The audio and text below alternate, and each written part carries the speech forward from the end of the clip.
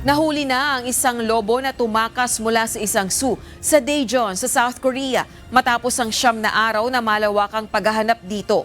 Ang nasabing lobo o wolf na may pangalang Nukgo ay nakatakas noong April 8 matapos nitong maghukay sa lupa palabas ng kulungan at masira ang bakod ng pasilidad kung saan siya nakakulong.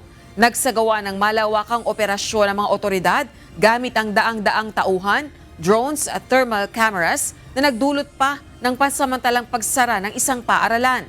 Matapos makatanggap ng ulat na may nakakita sa lobo sa isang park, agad na nagsagawa ng operasyon ng mga otoridad at pinatulog ang hayop gamit ang tranquilizer bago ito ligtas na ibalik sa zoo sa maayos na kondisyon.